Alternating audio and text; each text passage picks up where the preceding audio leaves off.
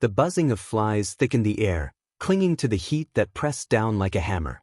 The stink of sweat and hay hung heavy in the half-rotten horse stable on the far edge of San Angelo, Texas. And there she was. No older than 23, lashed to a weathered post with coarse rope that bit so deep it had split her wrists to the bone.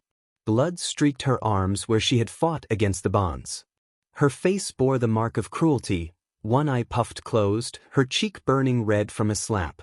Her white dress hung in tatters, torn at the shoulder and hip, exposing the rawness of her struggle. She looked less like a woman and more like some wild creature left to die. The summer of 1890 spared no mercy. Heat shimmered off the dirt, dust curling through the slats in the walls, coating her wounds, sticking to the sweat that soaked her skin. She shivered despite the heat, not from cold, but from a dread that lived in her chest and dragged her breaths shallow. That paralyzing fear, the kind that crushes even the will to cry. And yet, her body told the truth of her fight. Rope burns scarred her arms. Her knees were scraped raw from trying, again and again, to stand. Now, she sagged against the post, her eyes fixed on the open doorway. She was waiting, desperate, for someone to step through, someone to prove the world still held a shred of mercy. Men of the frontier knew what violence was. They had seen hangings under cottonwoods, killings in saloons, bodies left to rot in the dust after cattle theft gone wrong. But this was different. This was not about law or feud.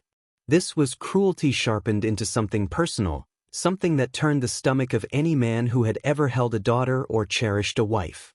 The silence around her pulsed with a question. Who would do such a thing, and for what purpose? That silence broke when a shadow darkened the doorway. Elias Carter stood there, a man of 51, weathered by sun and years of hard labor, his back bent not by weakness but by the weight of loss and solitude. He had seen suffering in his time. He thought he was beyond surprise. But the sight before him locked his boots to the ground.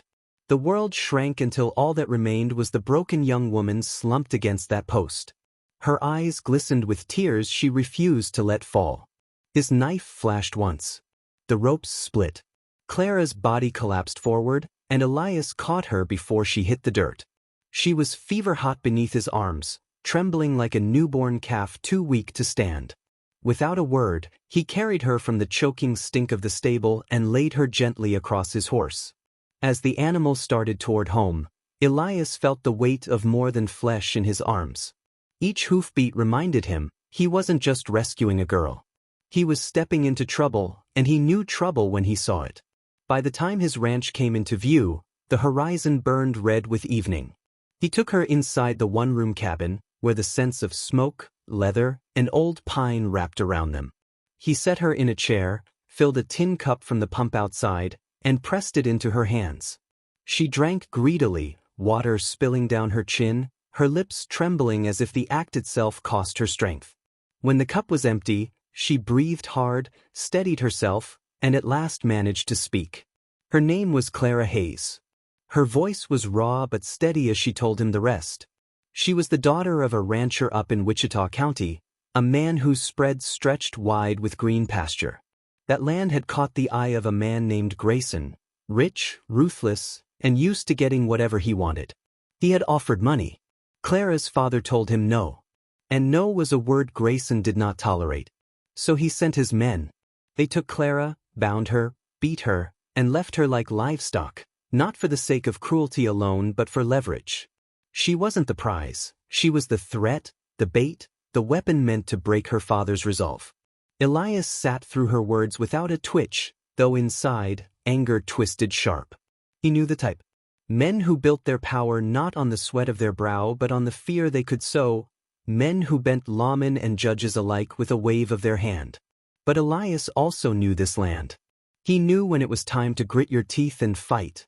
The thought of Clara's father forced down, broken to his knees while his daughter was left as a pawn, it made Elias's jaw clench tight. When Clara lifted her battered eyes to his, he saw the pain, yes, but also something unbroken, something that hadn't yet surrendered. Elias Carter had lived long enough to know there are moments that mark the line between silence and action. And with Clara Hayes sitting bruised in his cabin, he understood he had just crossed it. The The spark in her eyes hadn't died. Clara had been through pain no girl her age should ever have endured, yet she refused to break. Elias could feel it. By pulling her out of hell, he had walked straight into a storm far bigger than his ranch. And now, there was no road back to the quiet life. The oil lamps in the cabin burned low, shadows dancing on the walls, and that's when Elias heard them, footsteps outside. The storm wasn't on the horizon anymore. It was right at his door. Texas nights were never truly still. Elias knew the language of the land, the high-pitched call of coyotes, the restless cattle shifting in the dark, the groaning turn of the windmill in the breeze. But this sound didn't belong to the prairie. It was measured, deliberate. Boots dragging across dry dirt. His hand slid toward the old Colt lying on the table, the iron weight familiar in his palm. The door creaked open and a figure filled the frame. Luke Hanley. Crooked grin carved across his face, eyes sharp and hollow, the kind of man who'd never once felt shame in his life. One of Grayson's men. A hired fist. A naughtier. Trouble made flesh. Clara froze the instant she saw him. Her breath caught, shoulders tightening as if the ropes had found her again. Luke leaned against the doorway, casual, like he wasn't standing uninvited in another man's home. His voice came smooth but cold. He was there for the girl. Said it like she was stock to be driven back to market. Elias rose, steady, the Colt pointed firm in his grip. The air thickened between them, like thunder waiting to split the horizon wide open. Then, Clara's voice cut the silence.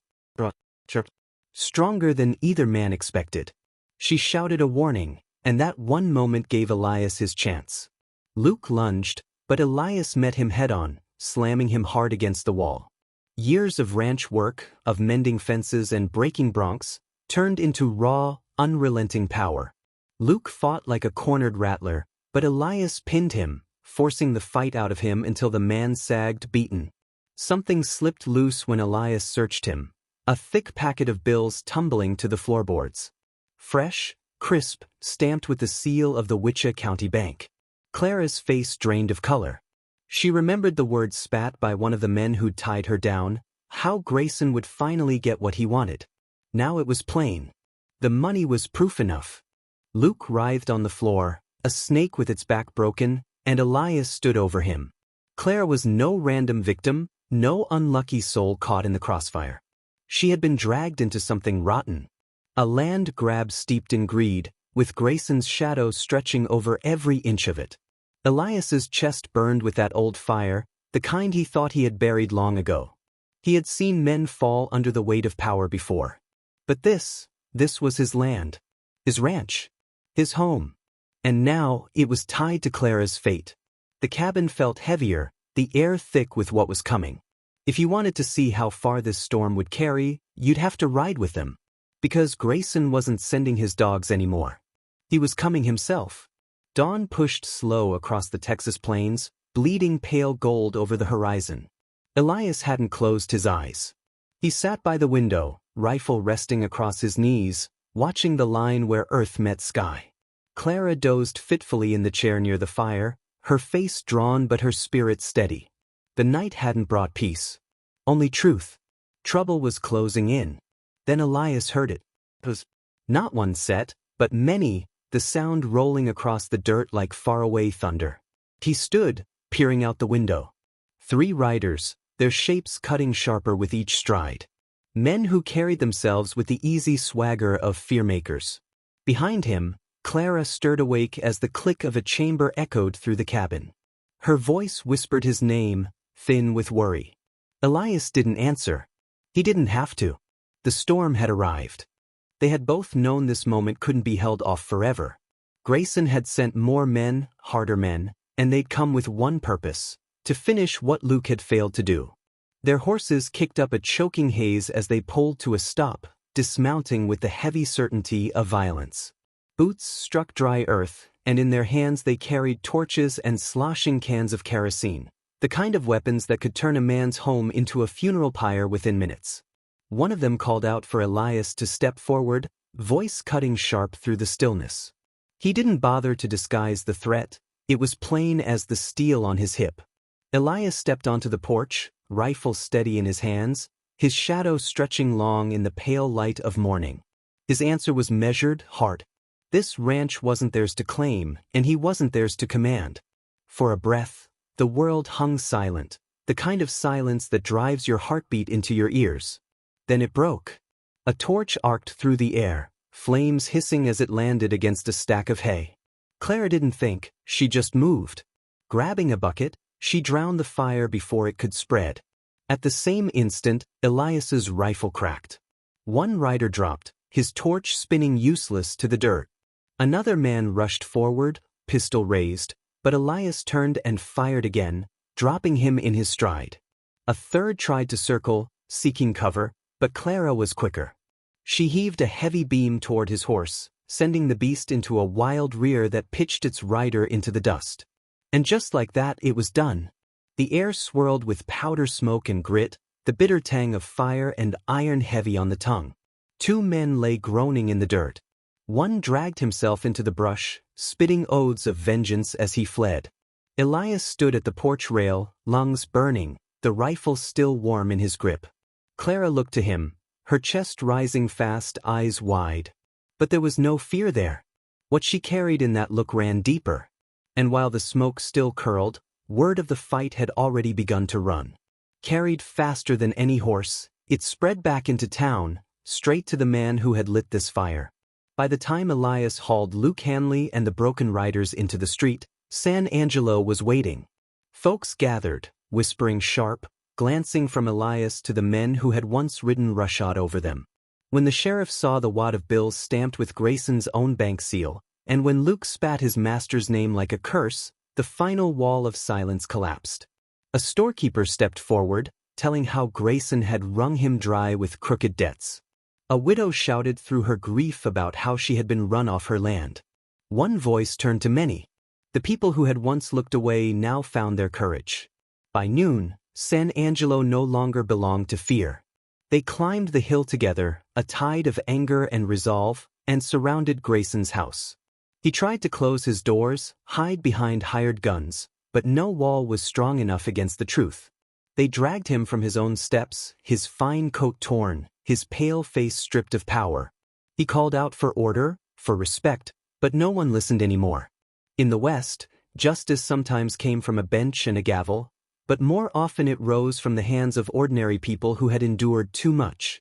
That day, Grayson lost his crown of fear, and with it, everything he thought untouchable. Only when the dust began to settle did a familiar wagon roll into view. Henry Hayes climbed down, his face carved with exhaustion, his eyes carrying nights of worry, but they lit the moment they found Clara.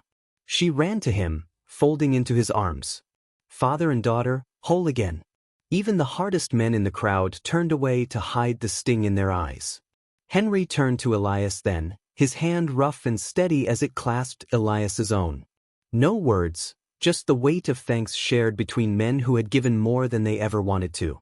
Clara climbed up onto the wagon seat. She looked back. Her eyes stayed fixed on Elias, soft and lingering, holding something that reached far beyond gratitude. Elias tipped his hat, the faintest smile on his lips. He said nothing, but in that quiet, the silence felt heavier than words. Was it farewell? Or the start of something they had yet to name? Maybe that's the truth of it. Justice isn't born from wealth or fear, but from courage. And love doesn't always thunder like a storm. Sometimes it waits. Patient, silent, strong. So I'll leave you with a question. If you were in Elias's boots, standing in that dust as the wagon rolled away, would you have spoken your heart? If this story struck something in you, give it a like and subscribe. There are more tales of grit, dust, and quiet love waiting for you.